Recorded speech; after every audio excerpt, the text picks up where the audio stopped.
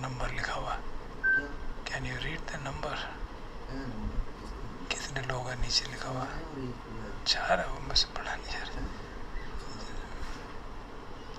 चश्मा ना मेरा ऐसा ही हो गया, मेरे को ठीक से नहीं पढ़ा जा रहा।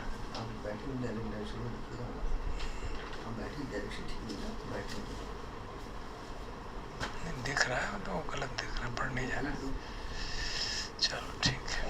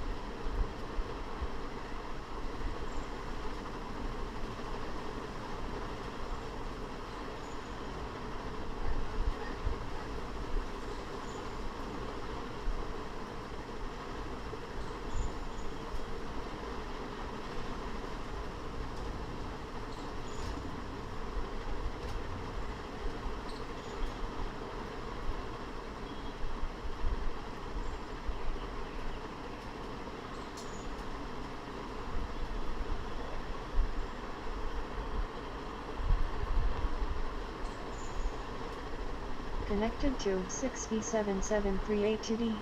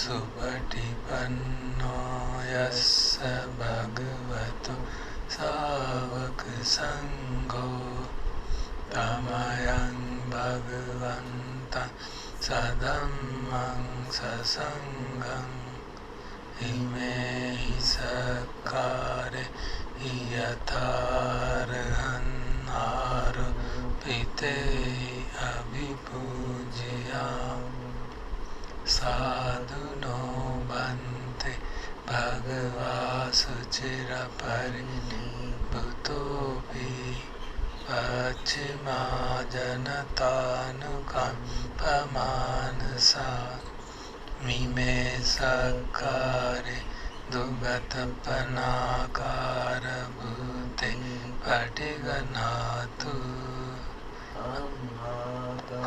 दीघ्रतं हिताय सुखाय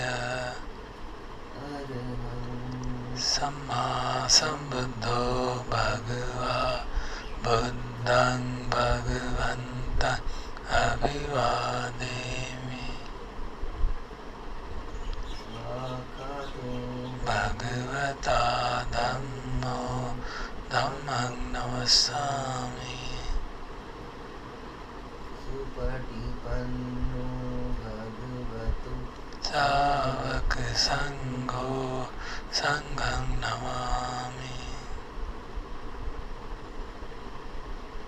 नन्दमयं बुद्धस्य भगवतो उपभागनमिकारं करुणसि नमो तस्स भगवतो अरहतो सम्मा सम्बुद्धस्स नमो तस्स भगवतो अरहतो सम्मा सम्बुद्धस्स नमो तस्स भगवतो अरहतो सम्मा सम्बुद्धस्स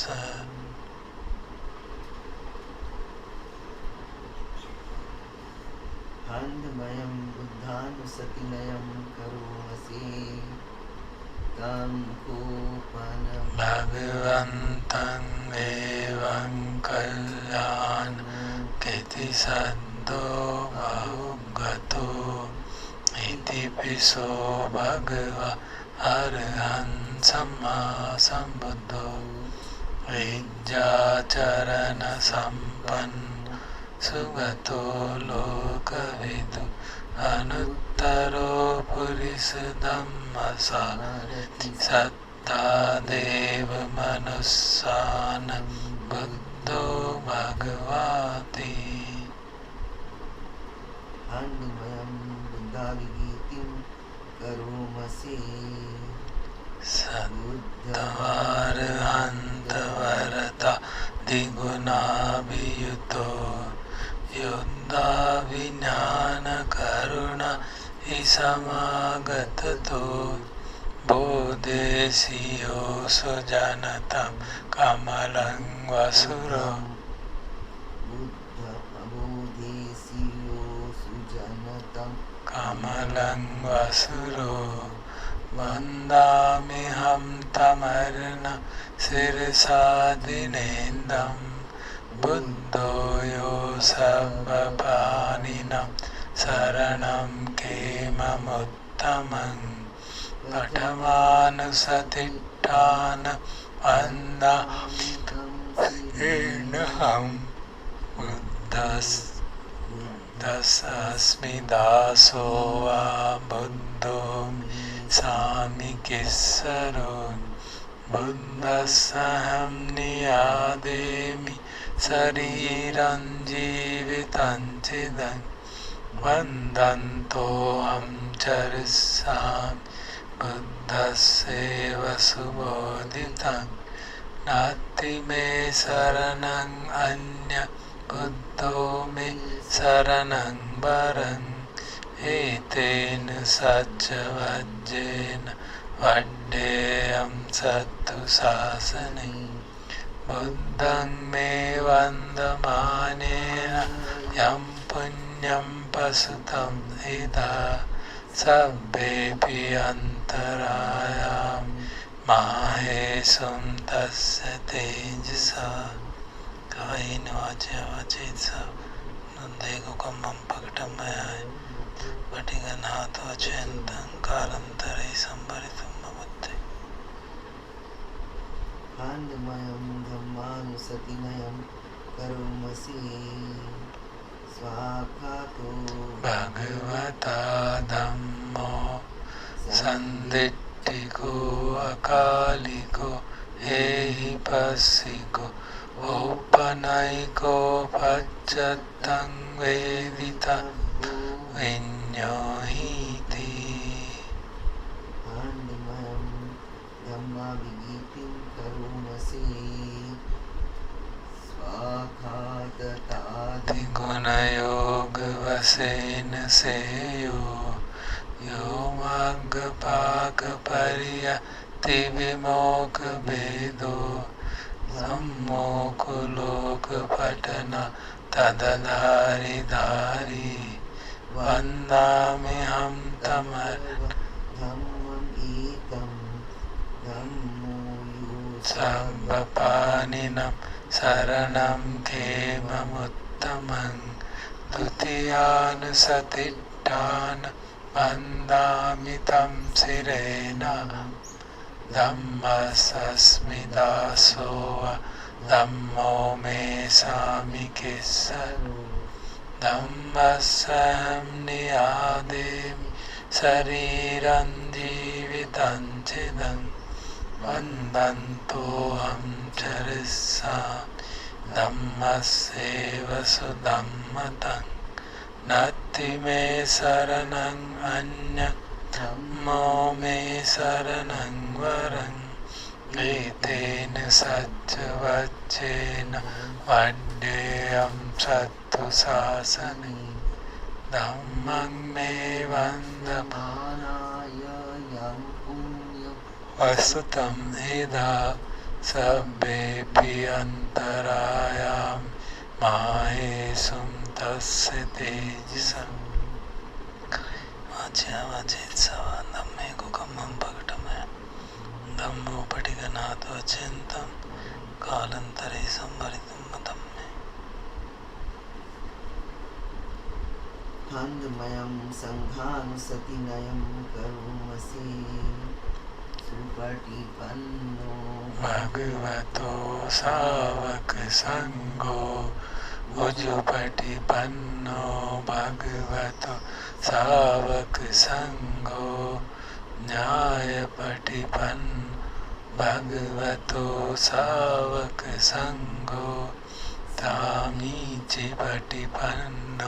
भगवतो सावकसङ्गो यदिदं चत्तारि पुरुषयुगा अष्टपुरुषपुङ्गला एष भगवतो सावकसङ्गो आहुनेयो पाहुने दक्षिणेयो अञ्जलिकर्यो अनुत्तरं पुण्यकृतं लोकस्याति आनन्दमयं सङ्गाविगीतिं करोमसि सधम्मजो सुपटिपत्तिगुणादियुतो युमट्टविदो हरिपुङ्गलसङ्गसेठो शीलादिधम्मपवराशय कायचित्तो वन्दाम्यहं तं हरिया निगनं शुद्धं सङ्गो यो सबमिनं शरणं खेममुत्तमम् तदीयानुसतिष्ठान वन्दामि तं शिरेण सङ्गस्सस्मि दासो सङ्गो मे सामिकेश्वरो सङ्गस्सं नियादेमि शरीरं जीवितं चिदं वन्दन्तोऽहं चरिष्यामि सङ्गस्यैव सुपुण्यसम् सुपटिपन्नतं नास्ति मे शरणं अन्यं सङ्गो मे शरणं वरं एतेन सच्चवज्रेण सत्तु शासने सङ्गं मे वन्दमानेन यं पुण्यं पशुतं निधात् तब्बेऽपि अन्तरायां माहेशुं तस्य तेजसा कायेन वाचा वाचेत्सा सङ्गे कुकम्मं पकटमय संगो बटिगनाथो चिंतम कालंतरे संभरितुम संगे।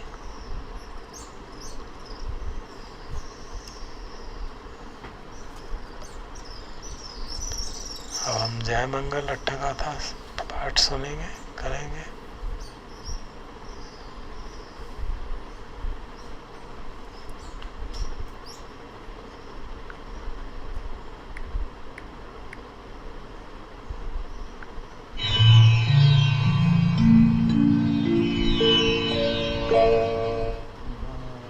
बाहुं सहस्रमभिनिर्मित सायुधन्तं गिरिमेखलं मुदित घोरससेनमारं दानादिदं विधिना जितवामुनीन्दो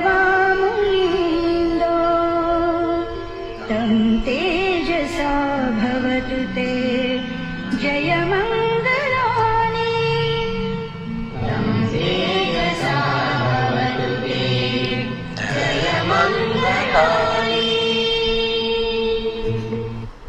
मारातिरेकमभियुज्यित सब्बरतिं घोरं पनालवकमक्ख मतद्धयखं खन्ते सुदन्त विधिना जितवामुनीन्दो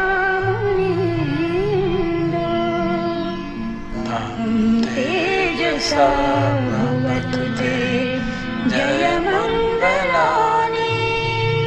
तं तेजसा भवतु ते जयमङ्गलानि।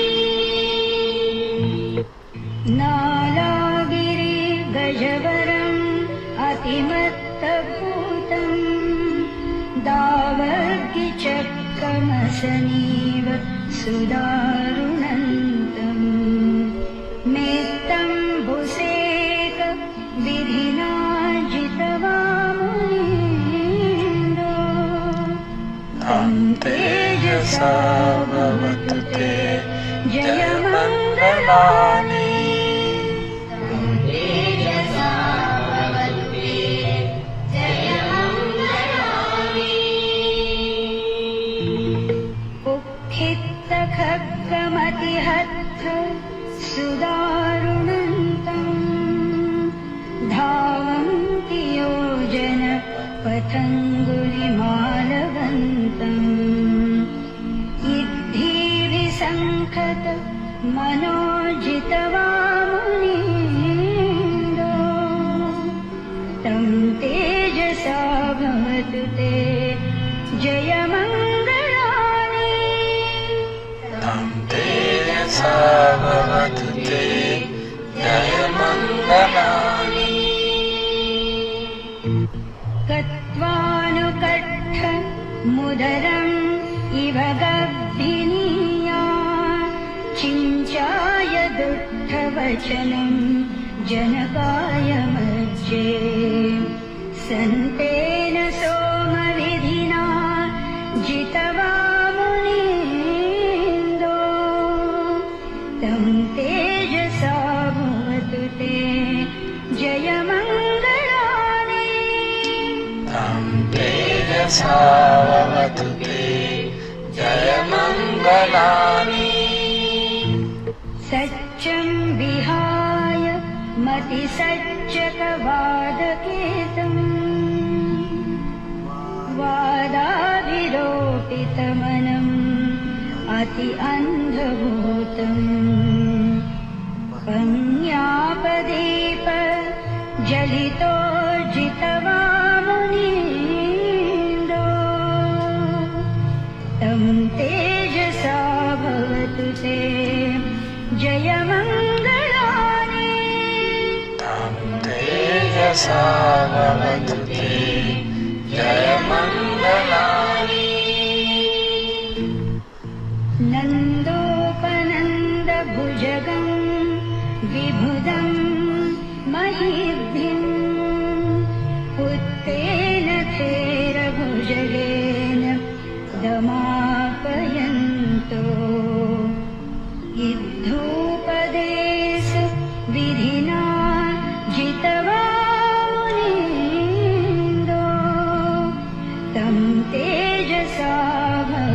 te Jayamangalani. Tam Tejasa Bhavatu te Jayamangalani.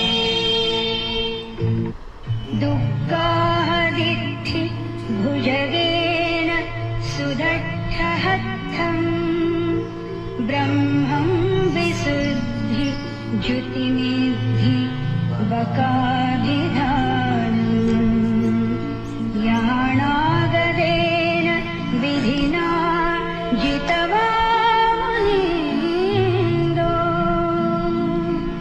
tam tejasa bhavatu te Jayamangalani. Tam Tejasa Bhavatu te Jayamangalani. Yetapi buddha Jayamangala Arthagatha Yo vachako dine dine sarate matandi Hitvananeka vividhani chupathavani mokham sukham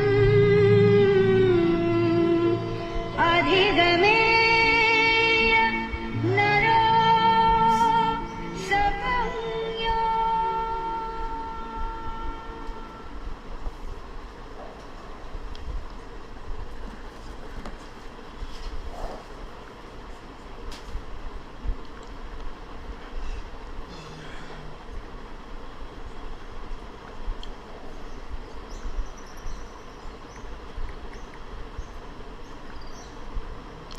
We'll now listen to a discourse given by Ajahn Chah. It's titled Toucho, pothila. This is the name of a person who was a big scholar but didn't practice. Well, this is the 16th talk in the series, and this is called Toucho, pothila.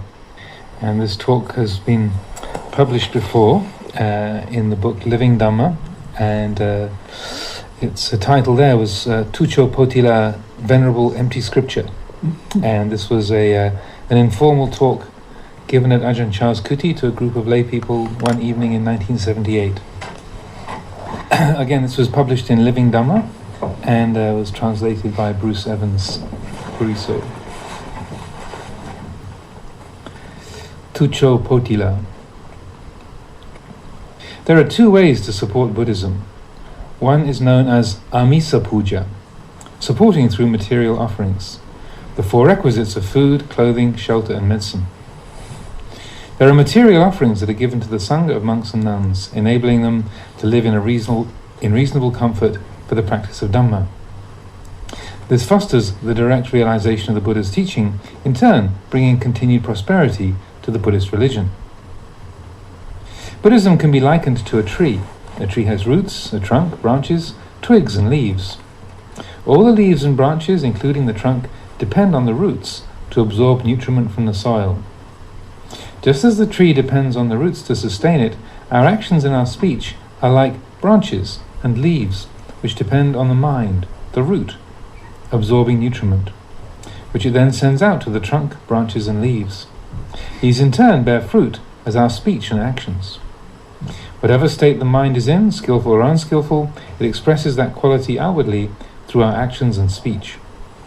Therefore, the support of Buddhism through the practical application of the teaching is the most important kind of support. For example, in the ceremony of determining the precepts on observance days, the teacher describes those unskillful actions which should be avoided. But if you simply go through the ceremony without reflecting on their meaning, progress is difficult, and you'll be unable to find the true practice. The real support of Buddhism must therefore be done through patipatti puja, the offering of practice, cultivating true restraint, concentration and wisdom. Then you'll know what Buddhism is all about. If you don't understand through practice, you still won't know, even if you learn the whole Upekkha. In the time of the Buddha, there was a monk known as Toucho pothila, Toucho Pothila was very learned, thoroughly versed in the scriptures and texts. He was so famous that he was revered by people everywhere and had 18 monasteries under his care. When people heard the name Toucho Pothila, they were awestruck and nobody would dare question anything he taught. So much did they revere his command of the teachings. Toucho Pothila was one of the Buddha's most learned disciples. One day he went to pay respects to the Buddha. As he was paying his respects, the Buddha said, "Ah, hello, Venerable Empty Scripture." Just like that.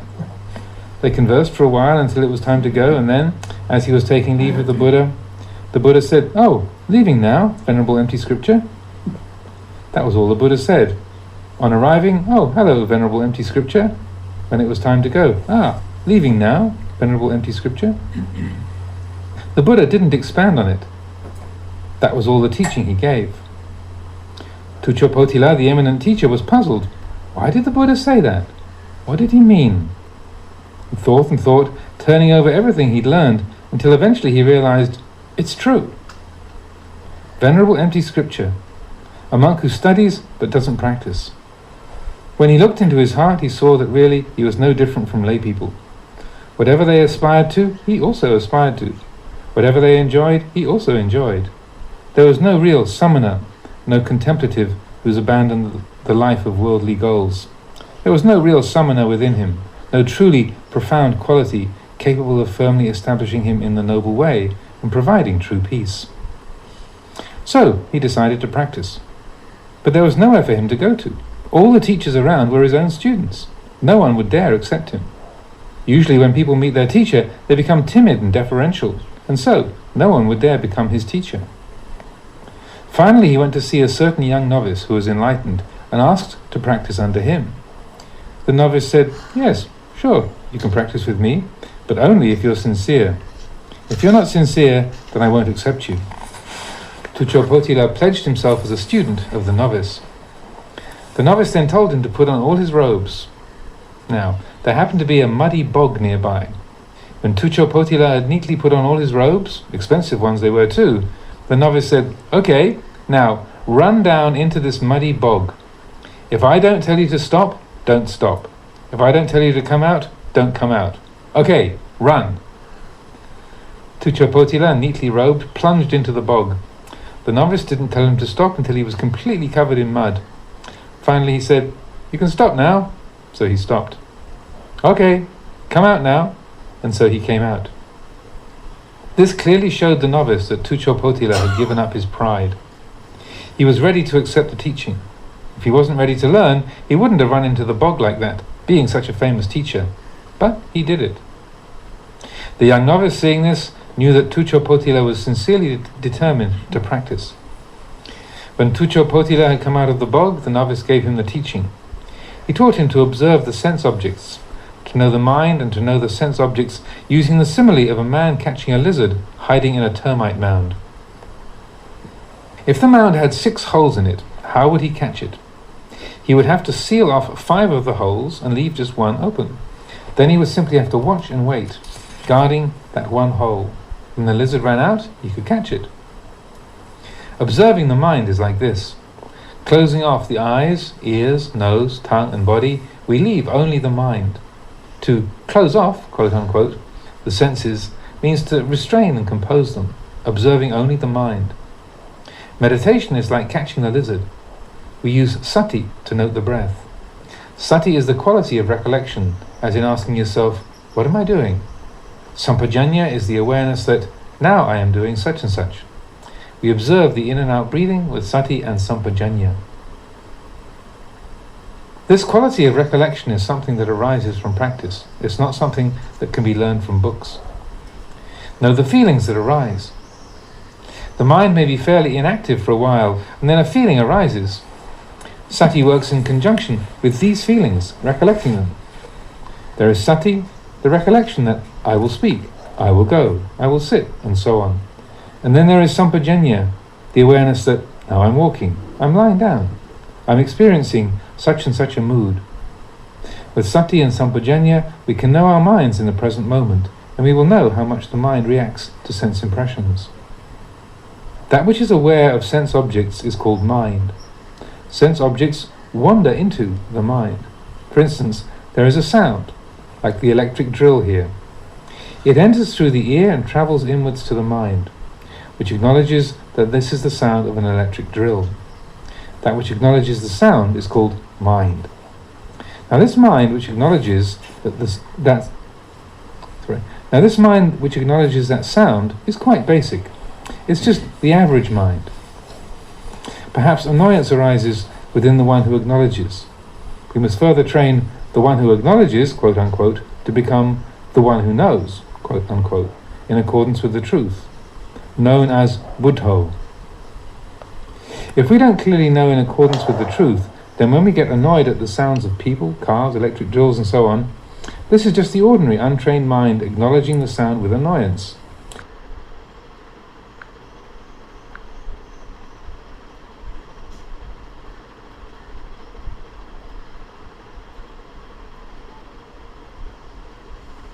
It knows in accordance with its preferences, not in accordance with the truth. We must further train it to know with vision and insight, jnana dasana, the power of the refined mind, so that it knows the sound as simply sound. If we don't cling to sound, there's no annoyance. The sound arises and we simply note it. This is called truly knowing the arising of sense objects. If we develop Buddho, clearly realizing the sound as sound, then it doesn't annoy us. It arises according to conditions. It's not a being, an individual, a self, an us or a them. It's just sound. The mind lets go. This knowing is called Buddho, the knowledge that is clear and penetrating. With this knowledge we can let the sound simply be sound. It doesn't disturb us unless we disturb it by thinking, I don't want to hear that sound, it's annoying. Suffering arises because of this thinking. Right here is the cause of suffering. That we don't know the truth of this matter, we haven't developed the Buddho. We're not yet clear, not yet awake, not yet aware. This is the raw, untrained mind. This mind is not yet truly useful to us. Therefore the Buddha taught that this mind must be trained and developed. We must develop the mind just like we develop the body, but we do it in a different way. To develop the body, we must exercise it. Jogging in the morning and evening and so on. This is exercising the body. As a result, the body becomes more agile, stronger. The respiratory and nervous systems become more efficient. To exercise the mind, we don't have to move it around, but bring it to a halt. Bring it to rest. For instance, when we practice meditation, we take an object, such as the in and out breathing as our foundation. This becomes the focus of our attention and reflection. We look at the breathing. To look at the breathing means to follow the breathing with awareness, noting its rhythm, its coming and going. We put awareness into the breath, following the natural in and out breathing and letting go of all else. As a result of staying on one object of awareness, our mind becomes refreshed. If we let the mind think of this, of that, or the other, there are many objects of awareness. The mind doesn't unify, it doesn't come to rest. To say the mind stops means that it feels as if it's stopped. It doesn't go running here and there. It's like having a sharp knife. If we use the knife to cut at things indiscriminately, such as stones, bricks and grass, our knife will quickly become blunt. We should use it for cutting only the things that it was meant for. Our mind is the same. If we let the mind wander after thoughts and feelings which have no value or use, the mind becomes tired and weak. If the mind has no energy, wisdom will not arise, because the mind without energy is the mind without samadhi. If the mind hasn't stopped, you can't clearly see the sense objects for what they are. The knowledge that the mind is the mind, sense objects are merely sense objects, is the root from which Buddhism has grown and developed. This is the heart of Buddhism. We must cultivate this mind, develop it, training it in calm and insight. We train the mind to have restraint and wisdom by letting the mind stop and allowing wisdom to arise, by knowing the mind as it is. You know, the way we human beings are, the way we do things, are just like little children. A child doesn't know anything. To an adult observing the behavior of a child, the way it plays and jumps around, its actions don't seem to have much purpose. If our mind is untrained, it's just like a child. We speak without awareness and act without wisdom. We may fall to ruin or cause untold harm and not even know it. A child is ignorant. It plays as children do. Our ignorant mind is the same. So we should train this mind. The Buddha taught us to train the mind, to teach the mind. Even if we support Buddhism with the 4 requisites, our support is still superficial. It reaches only the bark or the sapwood of the tree. The real support of Buddhism must be done through the practice, nowhere else, training our actions, speech and thoughts according to the teachings. This is much more fruitful. If we are straight and honest, possessed of restraint and wisdom, our practice will bring prosperity. There will be no cause for spite and hostility. This is how our religion teaches us. If we determine the precepts simply out of tradition, then even though the Ajahn teaches the truth, our practice will be deficient. We may be able to study the teachings and repeat them, but we have to practice them if we really want to understand. If we do not develop the practice, this may well be an obstacle to our penetrating to the heart of Buddhism for countless lifetimes to come. We'll not understand the essence of the Buddhist religion. Therefore, the practice is like a key, the key of meditation. If we have the right key in our hand, no matter how tightly the lock is closed, when we take the key and turn it, the lock falls open. If we have no key, we can't open the lock. We will never know what's in the trunk. Actually, there are 2 kinds of knowledge.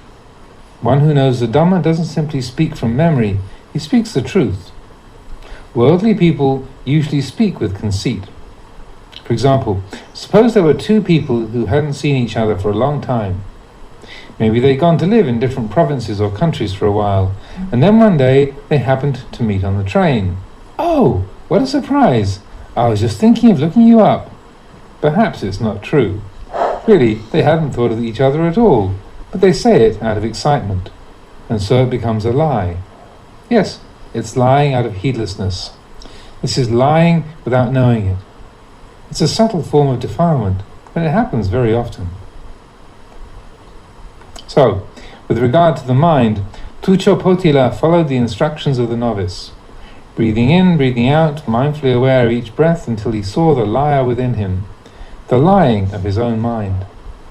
He saw the defilements as they came up, just like the lizard coming out of the termite mound. He saw them and perceived their true nature as soon as they arose. He noticed how one minute the mind would concoct one thing, the next moment something else. Thinking is a sankata dhamma, a conditioned thing, conventional reality, as contrasted with the unconditioned.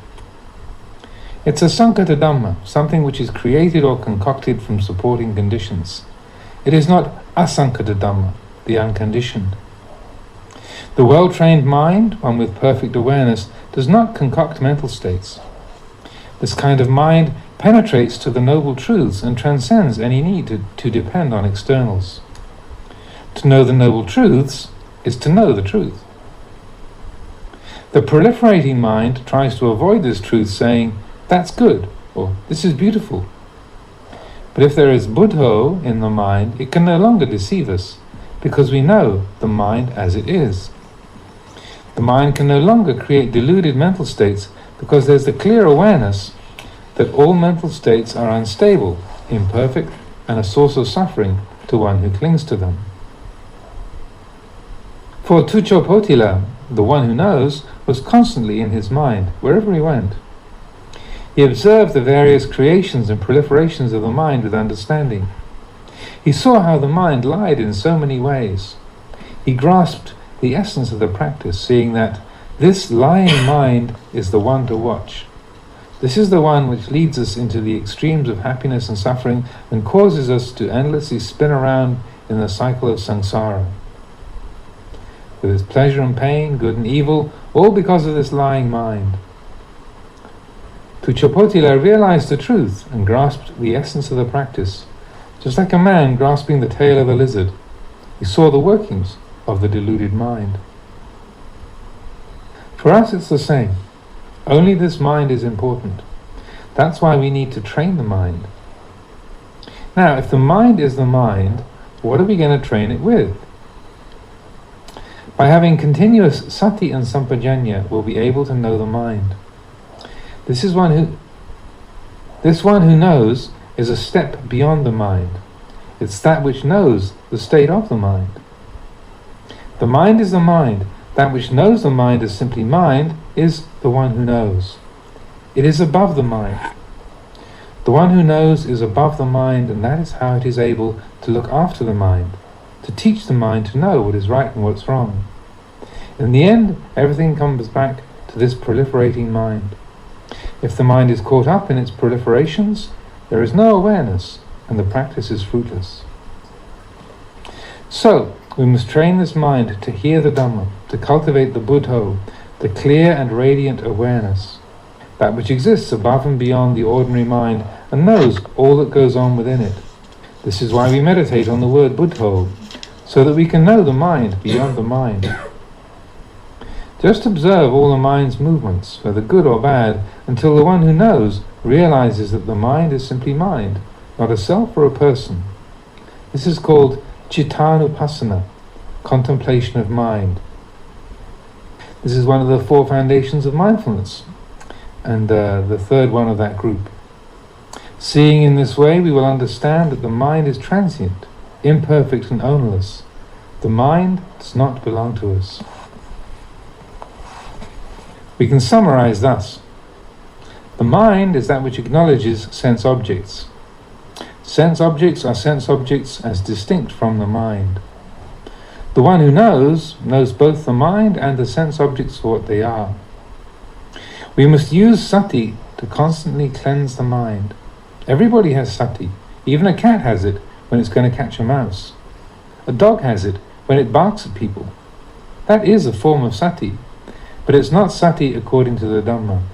Everybody has sati, but there are different levels of it, just as there are different levels of looking at things. For instance, when I say to contemplate the body, some people say, what's there to contemplate in the body? Anybody can see it. Kesa, we can see already. Hair of the head, loma, hair of the body, we can see already. Hair, nails, teeth and skin, we can see already. So what? This is how people are. They can see the body all right, but their seeing is faulty. They don't see with the Buddho, the one who knows, the awakened one. They only see the body in the ordinary way. They see it visually. Simply to see the body is not enough. If we only see the body, there is trouble. You must see the body within the body. Then things become clearer. Just seeing the body, you get fooled by it, charmed by its appearance. Not seeing transience, imperfection and ownerlessness, kama chanda, sense desire, arises. You become fascinated by forms, sounds, odors, flavors and feelings. Seeing in this way is to see with the mundane eye of the flesh, causing you to love and hate and discriminate into pleasant and unpleasant feeling. The Buddha taught that this is not enough. You must see with the mind's eye, see the body within the body. If you really look into the body, it's so repulsive. There are today's things and yesterday's things all mixed up there. You can't tell what's what. Seeing in this way is much clearer than to see with the carnal eye. Contemplate, see with the eye of the mind, with the wisdom eye. People understand this in different ways. Some people don't know what there is to contemplate in the 5 meditations of head, hair, body, hair, nails, teeth and skin. They say they can see all those things already, but they can only see them with the carnal eye, with this crazy eye, which only looks at things that it wants to look at. To see the body in the body, you have to look more clearly. This is the practice that can uproot the clinging to the 5 khandhas. To uproot attachment is to uproot suffering, because attachment to the 5 khandhas is the cause of suffering. If suffering arises, it is here. It's not that the 5 khandhas are in themselves suffering, but the clinging to them as being one's own, that's suffering. If you see the truth of these things clearly through meditation practice, then suffering becomes unwound, like a screw or a bolt. When the bolt is unwound, it withdraws. The mind unwinds in the same way, letting go, withdrawing from the obsession with good and evil, possessions, praise and status, happiness and suffering. If we don't know the truth of these things, it's like tightening the screw all the time. It gets tighter and tighter until it's crushing you and you suffer over everything. When you know how things are, then you unwind the screw. In Dhamma language we call this the arising of nibbida, disenchantment, world weariness. You become weary of things and lay down the fascination with them. If you unwind in this way, you will find peace. The cause of suffering is clinging to things, so we should get rid of the cause, cut off its root, and not allow it to cause suffering again. People have only one problem, the problem of clinging. Just because of this one thing, people will kill each other. All problems, be they individual, family or social, arise from this one root. Nobody wins. They kill each other, but in the end, no one gets anything. It's all pointless. I don't know why people keep on killing each other. Power, possessions, status, praise, happiness and suffering, these are the worldly dhammas. These worldly dhammas engulf worldly beings. Worldly beings are led around by the worldly dhammas, gain and loss, acclaim and slander, status and loss of status, happiness and suffering. These dhammas are troublemakers. If you don't reflect on their true nature, you will suffer. People even commit murder for the sake of wealth, status or power. Why? Because they take this too seriously. They get appointed to some position and it goes to their heads, like the man who became the headman of the village. After his appointment, he became power drunk. If any of his old friends came to see him, he'd say, "Don't come around so often. Things aren't the same anymore." The Buddha taught us to understand the nature of possessions, status, praise and happiness. Take these things as they come, but let them be. Don't let them go to your head. If you don't really understand these things, you become fooled by your power, your children, your relatives, by everything. If you understand them clearly, you know they're all impermanent conditions. If you cling to them, they become defiled. All of these things arise afterwards. When people are first born, they are simply nama and rupa, mind and body, that's all. We add on the business of Mr. Jones, Miss Smith, or whatever, later on. This is done according to convention. Still later there are the appendages of colonel and general and so on. If we don't really understand these things, we think they're real, carry them around with us. We carry possessions, status, name and rank around. If you have power, you can call all the tunes. Take this one and execute him. Take that one and throw him in jail. Rank gives power. Clinging here takes hold of the word rank. As soon as people have rank, they start giving orders. Right or wrong, they just act on their moods. So, they go on making the same old mistakes, deviating further and further from the true path. One who understands the Dhamma won't behave like this. Good and evil have been in the world since who knows when. If possessions and status come your way, then let them simply be possessions and status. Don't let them become your identity. Just use them to fulfill your obligations and leave it at that. You remain unchanged. If we have meditated on these things, no matter what comes our way, we'll not be misled by it. We will be untroubled, unaffected and constant. Everything is pretty much the same after all. This is how the Buddha wanted us to understand things. No matter what you receive, the mind does not add anything to it. They appoint you a city councillor. Okay, so I'm a city councillor, but I'm not. They appoint you the head of the group. Sure I am, but I'm not. Whatever they make of you, yes I am, but I'm not. In the end, what are we anyway? We all just die in the end. No matter what they make you, in the end, it's all the same. What can you say? If you can see things in this way, you will have a solid, abiding, and true contentment. Nothing has changed. Don't be fooled by things. Whatever comes your way is just conditions. There's nothing which can entice a mind like this to create or proliferate, to seduce it into greed, aversion, or delusion. This is what it is to be a true supporter of Buddhism. Whether you are among those who are being supported, i.e. the Sangha, or those who are supporting, the laity, please consider this thoroughly. Cultivate the Sila Dhamma, the moral teachings of Buddhism within you. This is the surest way to support Buddhism. To support Buddhism with the offerings of food, shelter and medicine is good, also, but such offerings only reach the sapwood of Buddhism. Please don't forget this. A tree has bark, sapwood and heartwood, and these three parts are interdependent. The heartwood must rely on the bark and the sapwood. The sapwood relies on the bark and the heartwood. They all exist interdependently, just like the teachings of moral discipline, concentration and wisdom. The teaching on moral discipline is to establish your speech and actions in rectitude. The teaching on concentration is to firmly fix the mind. The teaching on wisdom is the thorough understanding of the nature of all conditions. Study this, practice this, and you will understand Buddhism in the most profound way.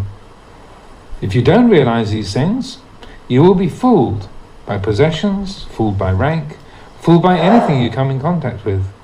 Simply supporting Buddhism in the external way will never put an end to the fighting and squabbling, the grudges and animosity, the stabbing and shooting.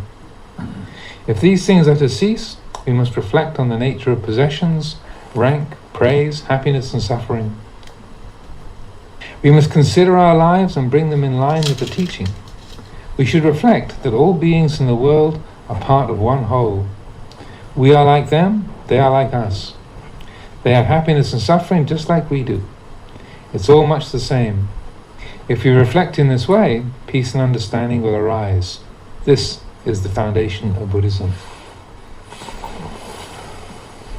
Anyone? This is the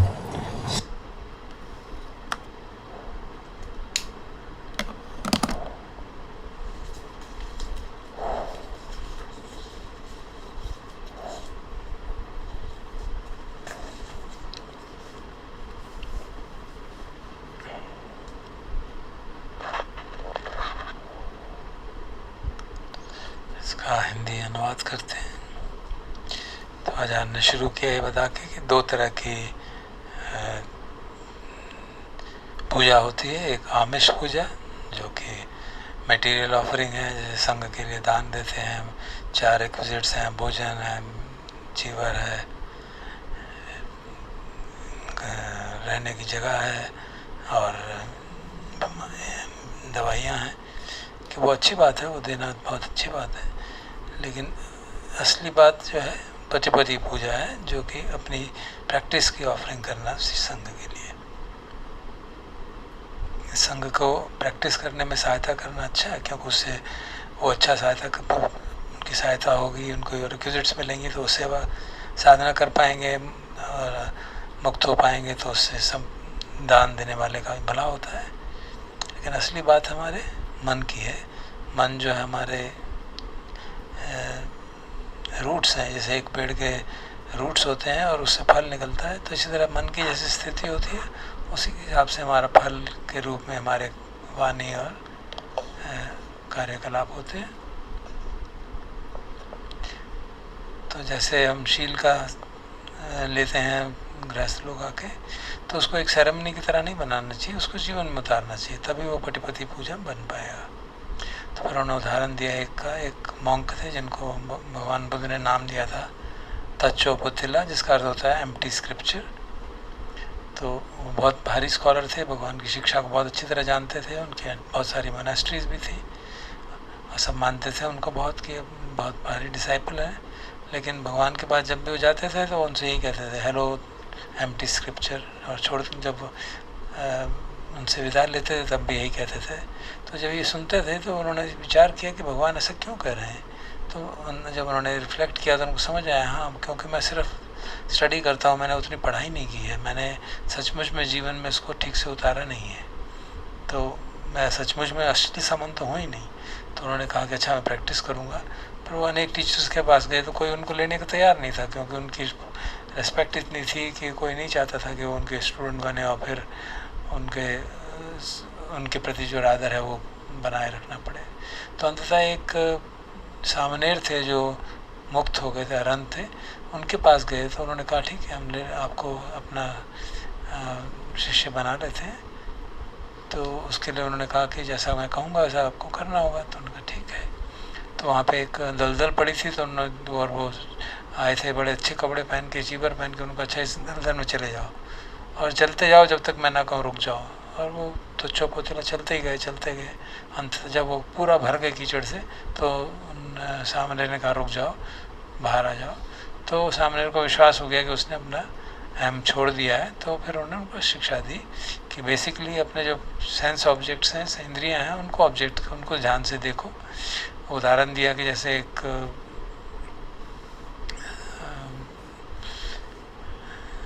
दीमक का एक टीला होता है जैसे जंगलों में, जिसमें छेद होते हैं, तो जो गिलहरी है, छिपकली है, उनके अंदर से निकल के आ रही है।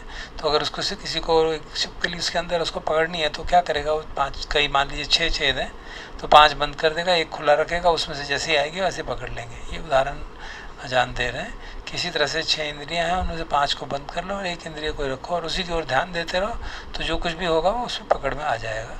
तो इसी हिसाब से हमें साधना करने को समझाया। तो जो उसमें हमारी सहायता करेंगे वो सती है, ऑब्जर्वेशन, जो हमारी जानने की क्षमता है कि क्या हो रहा है, और संपजन्य है कि हम जो कुछ भी हो रहा है उसको पूरी तरह से जान रहे हैं। तो इसी के माध्यम से हम अपने मन को जान सकते हैं, सेंस ऑब्जेक्ट्स को जान सकते हैं। जैसे कोई शब्द आता है कान पे तो अल्टीमेटली मन में प्रोसेस होता है, और तो हर चीज़ का वो अगर वो सामान्य मन जैसा है, हमें उसकी जानकारी नहीं है तो उसमें प्रोसेसिंग होगी, उसके इंस्टिंक्टिव रिएक्शंस होते चले जाएंगे।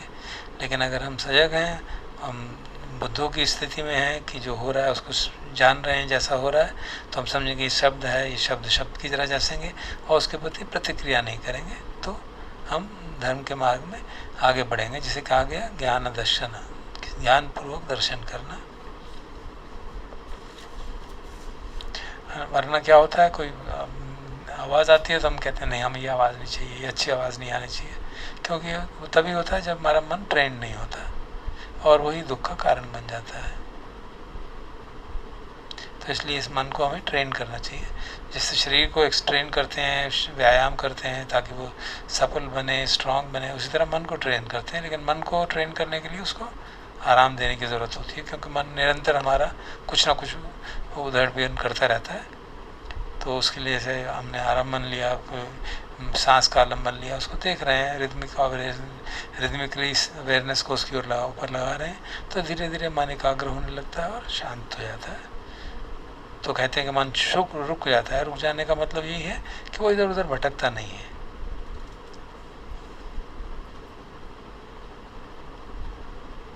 मन जो है इंद्रियों को जानता है, देखता है, उनका अनुभव करता है, लेकिन उसमें उलझता नहीं है। सामान्य लोग जो हैं छोटे बच्चों की जैसे हैं, जैसे बच्चे खेलते कूदते हैं, उनका कोई करने का, खेलने कूदने का कोई पर्पज़ नहीं होता। जो अज्ञानी पुरुष हैं उनका मानस भी ऐसा ही रहता है, कुछ मालूम नहीं क्यों कर रहे हैं, क्या कर रहे हैं, कुछ करे जा रहे हैं जो सब लोग कर रहे हैं। तो इसलिए अजान फिर कहते हैं कि जो 4 रिक्विजिट से सपोर्ट करना है वो सतही सपोर्ट है, महत्वपूर्ण है, बट सतही सपोर्ट है। वास्तविक सपोर्ट संघ का तो पटिपता से होगा। अगर आप प्रैक्टिस करेंगे ठीक से भगवत शिक्षा के अनुरूप, तो मन में द्वेष नहीं होगा, बेचैनी नहीं होगी, और आपस में सामंजस्य रहेगा सेवा करते समय। तो क्योंकि वहाँ थाई लोग ज़्यादा आते हैं तो कहते हैं कि प्रिसेप्ट लेने का एक ट्रेडिशन नहीं है, उस प्रिसेप्ट के अनुसार हमें अपना जीवन जीना चाहिए। प्रैक्टिस जो है एक तरह की चाबी है जिससे कि हमारा मुक्ति का दरवाज़ा खुल जाता है।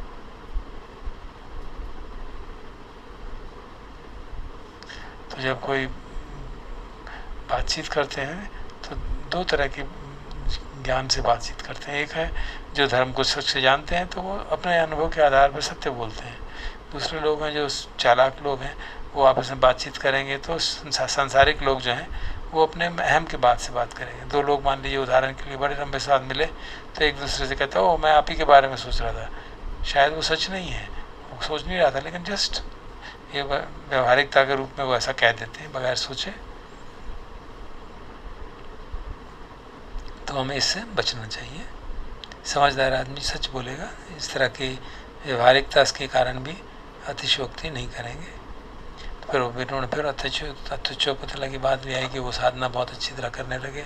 उन्हें देखा समझा कि मन जो है मन है, और कि जो है कभी इस आलम्बन को पकड़ लेता है, कभी इस आलम्बन को पकड़ लेता है, और हमेशा संखत धम्मा मतलब कंडीशन चीज़ों में ही रहता है। तो मुझे इसको रिस्ट्रेन करना चाहिए।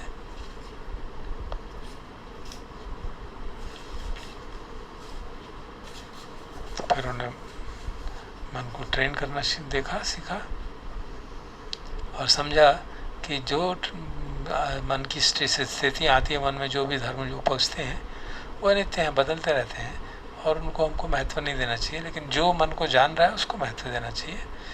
जो जैसे पूर्व कहते हैं वन हू नोज, जो शुद्ध चेतना है या वेकेंड अवेयरनेस अजान सुमेधो कहते हैं, क्योंकि वो हमेशा बनी रहती है। और वो तुच्छो पुथला ने हमेशा उसके ऊपर खूब काम किया, निरंतरता से सजग रहते हुए। तो उसको समझ में आने लगा कि मन में जो भी विचार आते हैं वो सब झूठ है। मन हमको भ्रम में डालता रहता है, और इसको हमको ठीक से देखना चाहिए कि हाँ, मन के झूठ के चक्कर में हम ना आए, और जो वस्तु स्थिति है, जो सत्य है, उसको समझें। और जब मन को इस तरह से हम देखते हैं, बाकी सारी इंद्रियां रोक दी, तो उसकी जैसे 5 दरवाजे रोक के आप गिलहरी की पूंछ पकड़ सकते हैं, ठीक उसी तरह से जब एक इंद्रिय पे भी हम पूरा ध्यान लगा देते हैं, तो फिर हम इंद्रिय पे होने वाले सब क्रियाकलापों को पहचान सकते हैं। तो मन को जो हम कह रहे हैं ट्रेन करेंगे, तो मन को कौन ट्रेन करेगा? तो उन्होंने कहा कि सती है जो उसको ट्रेन करती है। सती जो है वो मन के जो आलम, उसके मन के जो चेतनाएं हैं, चेतसिक है, उनसे ऊपर उठी हुई है, इसलिए वो उनको देख पाती है।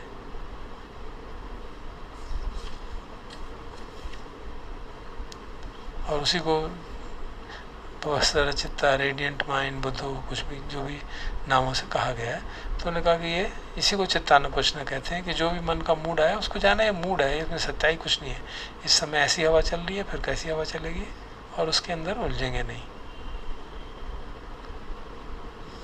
तो इस तरह से हम मन के फेर में नहीं आते, शुद्ध चेतना के स्वरूप में बने रहते हैं। इंद्रियों को समझते हैं, जानते हैं क्या हो रहा है, लेकिन वो हमको भ्रमित नहीं कर पाती।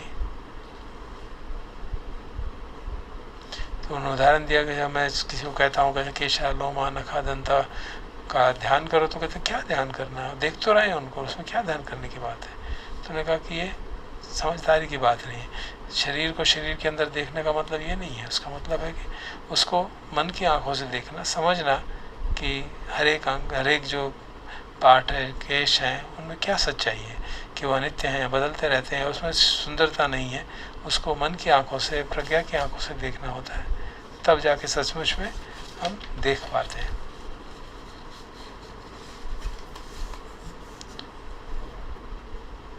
क्योंकि जब उस तरह से देखते हैं तो उनके प्रति जो अटैचमेंट है वो कम होती है, और सारे 5 खंडों के प्रति अटैचमेंट कम हो सकती है। क्योंकि जब अटैचमेंट कम होती है तो दुख कम होता है, क्योंकि दुख जो है खंडों से अटैचमेंट के कारण होता है। ऐसा नहीं कि खंड हमारे से चिपक रहे हैं, हम उससे चिपक जाते हैं। जब हम इसको ठीक से देख पाते हैं तो मन जो है, हमारा जो समझदारी है, उसके कारण हम मन के क्रियाकलापों में उलझते नहीं है, हमारा उनसे निबेदा हो जाता है, डिसएंचैंटमेंट हो जाती है, और फिर हम उसकी जो भ्रमित करने की आदत है उससे निकल आते हैं। उन्होंने उदाहरण दिया कि वो ऐसा ही है जैसे कोई स्क्रू हम पे टाइट कर रखा है और हम उसको धीरे धीरे हल्का कर रहे हैं। जब हम ठीक से नहीं देखते हैं तो हम स्क्रू को और टाइट करते हैं और हमारा दुख बढ़ता चला जाता है। और क्लिंगिंग का उदाहरण देते हुए उन्होंने कहा कि कितना लोग भ्रम में रहते हैं कि उसके कारण वो एक दूसरे को मार भी सकते हैं। उनका कोई समझ नहीं आता, लोग कोई आदमी किसी को दूसरे को कैसे मार सकता है। यही होता है जब हम सांसारिक धर्मों को ही सत्य मान के उसी के पीछे चलते रहते हैं। उदाहरण दिया उन्होंने, कोई आदमी गांव का हेडमैन बन गया तो अपने आप को उसमें हम जाग जाता है, मित्रों से कहता है अब मैं वो नहीं रहा, ज़रा ज़्यादा मत आया करो। तो इस तरह से हमारे जो अंदर जो कंसीट आती है उसके वो उदाहरण दे रहे थे। किसी में कोई शक्ति आ गई, कोई पावर मिल गई, कोई स्टेटस मिल गया, जबकि सत्य बात है कि जब पैदा होते हैं तो हमारा तो सिर्फ नाम रूप है, कोई नाम नहीं होता है। बाद में उसका नाम दे दिया, mister Jones, mister X, mister Y. और बहुत आदमी जब उसके तमगे लगने लगते हैं तो हम कहते हैं ये कर्नल साहब हैं, जनरल साहब हैं, ये मंत्री जी हैं, ये ऐसे हैं, ये वैसे हैं। और अगर हम सजग नहीं हैं तो जो ये पावर है, जो ये शक्तियाँ हैं, जो स्टेटस है हमारे, it goes to our head और हम फिर उसका सदुपयोग करने लगते हैं। और अगर सजग हैं, समझदार हैं, तो ये पावर हमारे को, हमारा मन को हिला नहीं सकती, बट हम समझते हैं कि एक रोल है और उस रोल को जितनी सजगता से सती पन्या के हिसाब से करना के प्रयास करते हैं। क्योंकि अंत में तो हम सबको मरना ही है, तो ये सब तमगे और ये सब उपाधियाँ किस काम की आएंगी। तो हमको समझना चाहिए कि हाँ, जब मैं ऑफिस में हूँ तो मैं हेडमैन हूँ, मैं जनरल हूँ, मैं काउंसलर हूँ, बाकी जगह नहीं हूँ। वो रोल वहाँ पे समाप्त हो जाता है। तो इस प्रकार से देखने से हमारी जो है मन जो है हमको बेवकूफ़ नहीं बना पाता और हमारे निवरण नहीं जागते, राग द्वेष नहीं जागता है। ये सचमुच में ऐसा जीवन जीना सचमुच में भगवान बुद्ध को सच्चा सपोर्ट है, जो पटिपति सपोर्ट कहा। और वो हमको कोशिश करनी चाहिए। भोजन का दान और 4 रिक्विजिट्स का दान अच्छी बात है, लेकिन उससे आगे बढ़ के हमको पति का दान करके रूप में अपने शील, समाधि, प्रज्ञा को पुष्ट करके धर्म की सेवा करनी चाहिए। तो ये संक्षेप में आज का प्रवचन। थोड़ी देर शांत बैठ जाते हैं, फिर उपेक्षा भावना का अभ्यास करेंगे।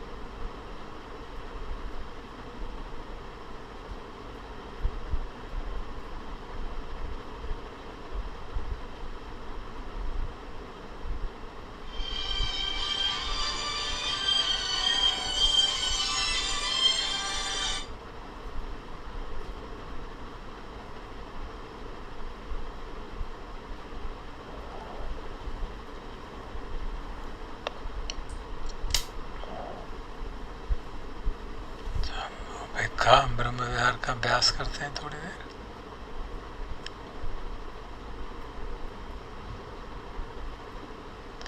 चौथा ब्रह्म विहार सभी ब्रह्म विहारों में सर्वोपरि माना जाता है, क्योंकि यही मन की स्थिति जो है हमारी उपेक्षा भावना की बाकी सभी ब्रह्म विहारों को बैलेंस में रखती है और हमारे जीवन को भी बैलेंस में रखती है, मध्यम मार्ग पर चलने का मार्ग प्रशस्त करती है।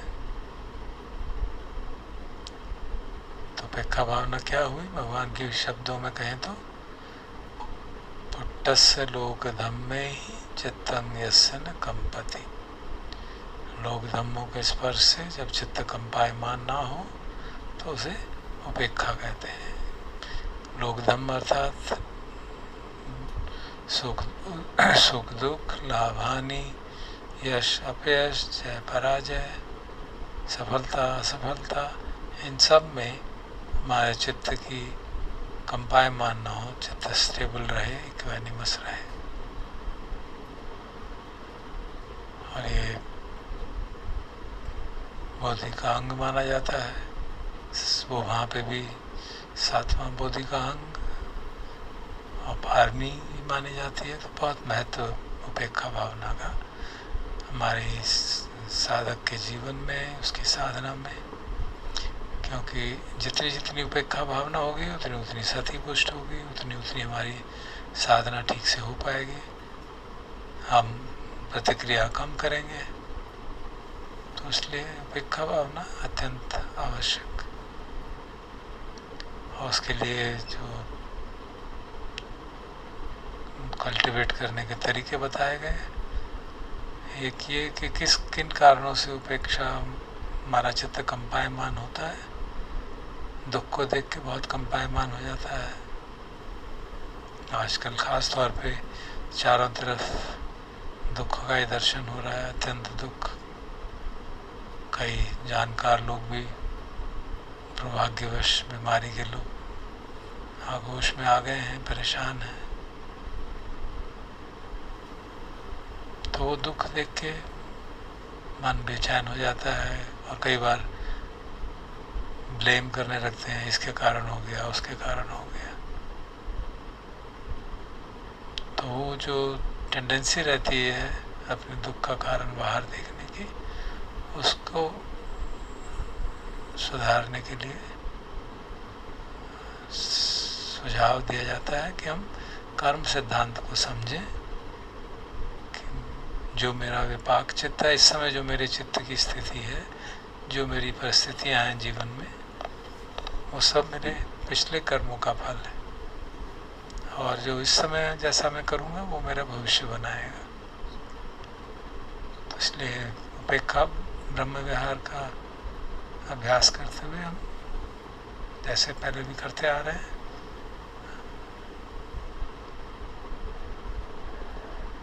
कम सिद्धांत का याद करते हैं।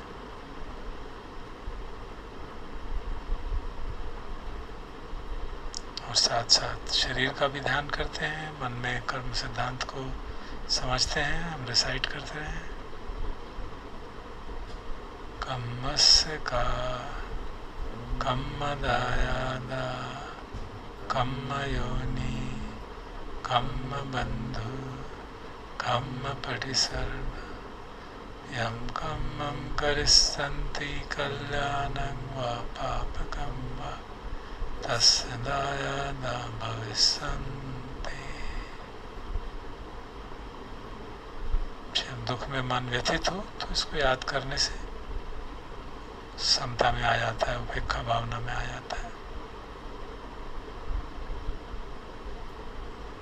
तो ये लोकीय सम्मादिट्ठी कहा जाता है इसको, लोकीय प्रज्ञा।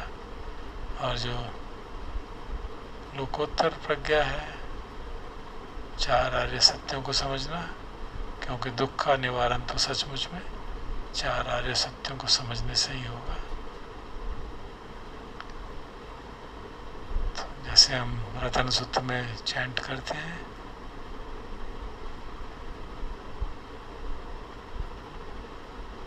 यथा इन इंद्रखीलो पथविंसितोऽसिया चतुर्व्यवाते हि असंपकम्पियो तथोपमं स्वपुरुषं वदामि यो अर्य सच्चान अवेच्य पश्यति। तो जैसे एक इंद्रकील मतलब एक खंबा जो होता था लगाते थे शहर के शुरू एंट्रेंस पे, वो पृथ्वी के अंदर गाड़ा जाता है, इतना होता गड़ा हुआ होता है कि चारों तरफ से कैसी भी हवा आए वो उससे हिलता नहीं है। तो वही उपमा भगवान कहते हैं ऐसे पुरुष की दी जाती है, सत्पुरुष की दी जाती है जो आर्य सत्यान अवेच्य पश्यति, निरंतरता से आर्य सत्यों को देखता रहता है। क्योंकि सारे जीवन में हमारे अप्रिय परिस्थितियाँ, प्रिय परिस्थितियाँ, राग द्वेष जागते ही रहते हैं। तो अगर हर दुख की परिस्थिति में हम उसको चार आर्य सत्यों के पैराडाइम में समझते हैं तो मन कंपायमान नहीं होता दुख से। तो वो सचमुच में उपेक्षा का एक रूट काज बनता है। तो हम सब स्वयं ऐसा कर पाएँ, उपेक्षा में स्थापित रहें, और यही शुभकामना सभी के लिए, मित्रों, स्वजनों और सब लोगों के लिए, कि सभी लोग उपेक्षा भाव में स्थापित हों ताकि चित्त शांत रहे, लोक धम्मों के स्पर्श से विचलित न हो।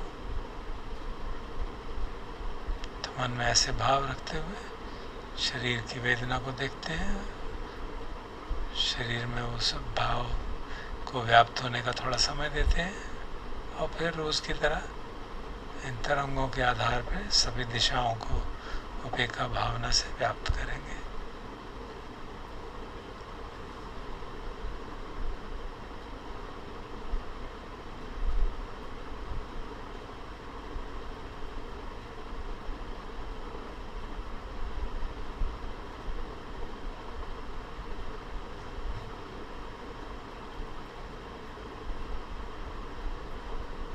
अभ्यास के रूप में हम उन जानकार लोगों को याद कर सकते हैं जो कष्ट में हैं, और उसको देख के उपेक्षा भावना का अभ्यास कर सकते हैं। समझ सकते हैं कि चित्त हमारा कंपायमान न हो, ये समझ के कि हर प्राणी के जीवन में जो भी परिस्थिति आती है वो कर्मों का फल है।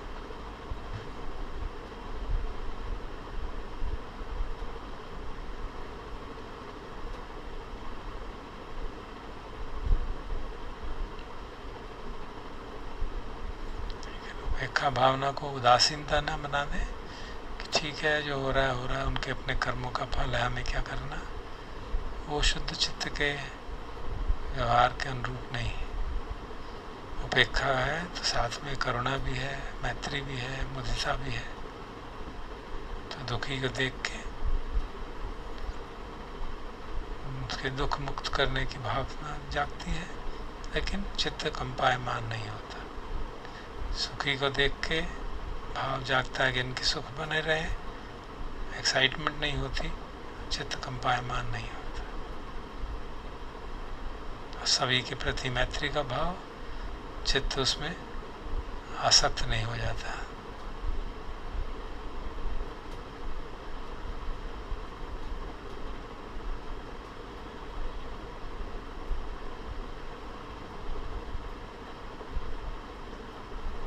मानी मन उपेक्षा भाव लोगों को याद करके, जो हमारे लिए आदर्श हैं उपेक्षा भाव के, उनको याद करके देख सकते हैं कि कैसे वो उपेक्षा भाव में रहते हैं। इतने वरिष्ठ भिक्षु हमारे धम्मारामा में आए, हम मिले उनसे, वो देखा भी हमने किस तरह से परफेक्ट इक्वानिमिटी में लोग रहते हैं। लुंगपुरलियम का उदाहरण हमारे सबके सम्मुख है। कुछ भी हो जाए उनके मन से वो हाफ स्माइल कभी नहीं हटती। तो वो आदर्श है। हम भी प्रयास करते हैं कि साधना हमारी पुष्ट हो ताकि हम भी उपेक्षा भावना में स्थापित हो सके।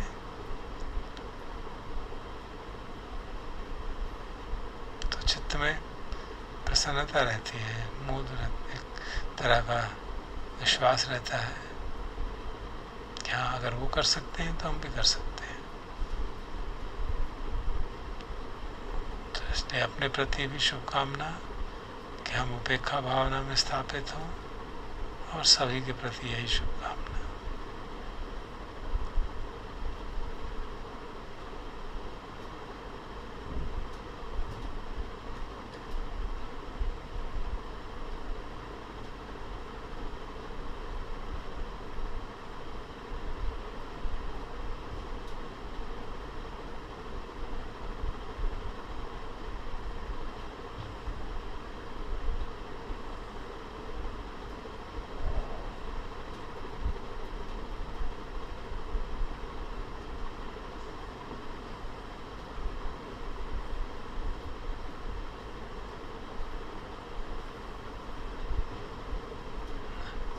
अब इसी सभी दिशाओं में इस भावना को फैलाने का अभ्यास करते हैं।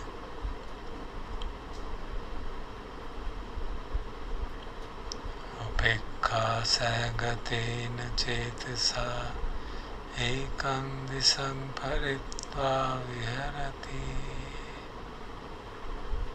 तो एक दिशा को पकड़ लें अपने सामने की दिशा में, और जिनको हम उस दिशा में जानते हैं उन लोगों को, उनके प्रति भाव की उस अपेक्षा में स्थापित हो। इस विषम परिस्थिति में, कठिनाई की परिस्थिति में मन उनका बेचैन न हो।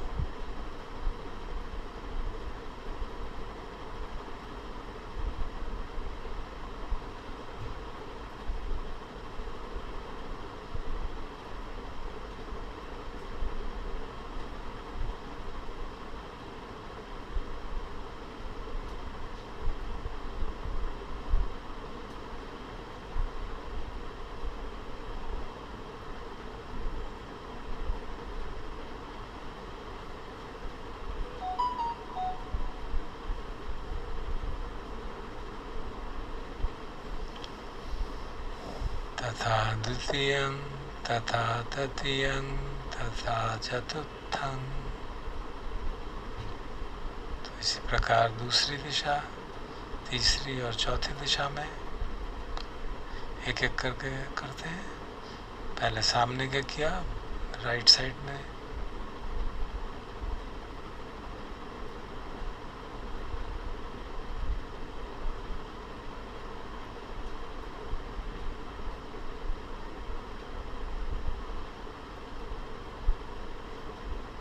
फिर पीछे की दिशा में,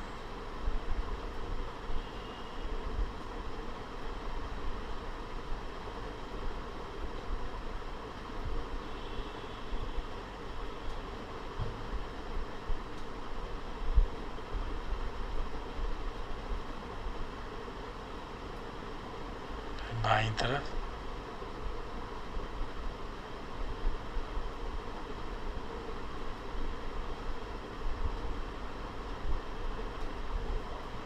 इति ऊर्ध्वम् अधोतिर्यं सब्बदी सब्बतताय सब्बावन्तं लोकम् उपेक्षा असगतेन चेतसा विपुलेन महागतेन अपमानेन अवेरेन हव्यापज्येन भरित्वा विहरति। तो इन चार दिशाओं के बाद इनके बीच की आड़ी तिरछी दिशाएं, नीचे ऊपर की दिशाएं, इन 10 दिशाओं में, इन 10 दिशाओं को हम उपेक्षा चित्त से व्याप्त करते हैं। विपुल महान असीम उपेक्षा, बगैर किसी वैर के, बगैर किसी द्वेष के, और इन सभी दिशाओं में सभी लोगों के, प्राणियों के प्रति और अपने प्रति भी उपेक्षा का भाव, उपेक्षा भावना में हम पुष्ट हों, ऐसा भाव।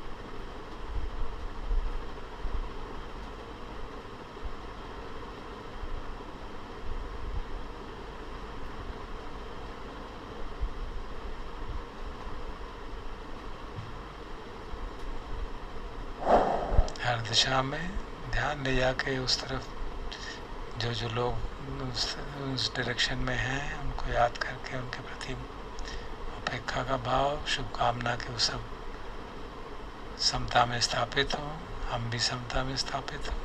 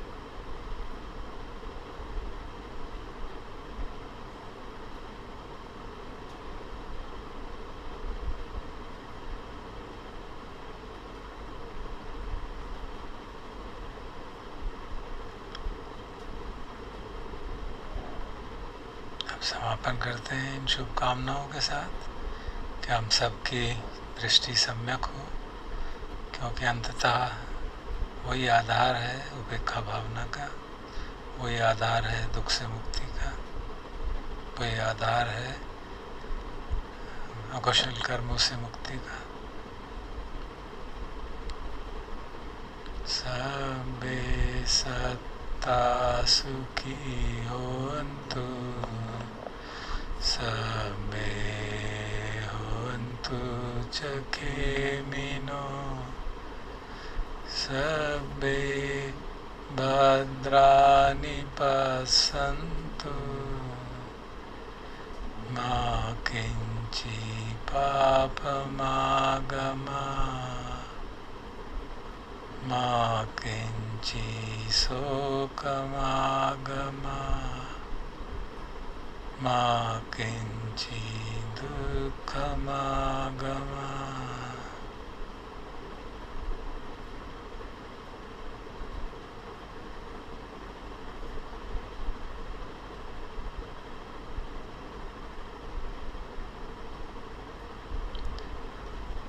भवतु सर्वमङ्गलं, रक्षन्तु सर्वदेवता, सर्वबुद्धानुभावेन, सदा सोत्ति भवन्तु ते। भवतु सर्वमङ्गलं, रक्षन्तु सर्वदेवता, सर्वधर्मानुभावेन,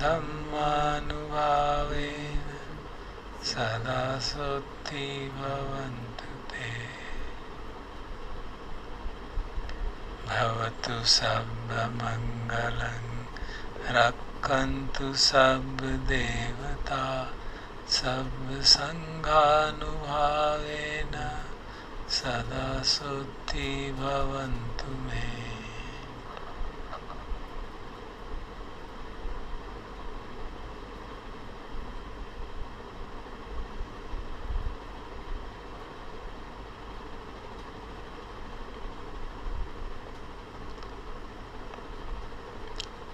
अरहं सम्मा सम्बुद्धो भगवा, बुद्धं भगवन्तं अभिवादेमि। स्वागतो भगवता धम्मं नमस्सामि। सुपटिपन्नो भगवतो सावक संघो, संघं नमामि।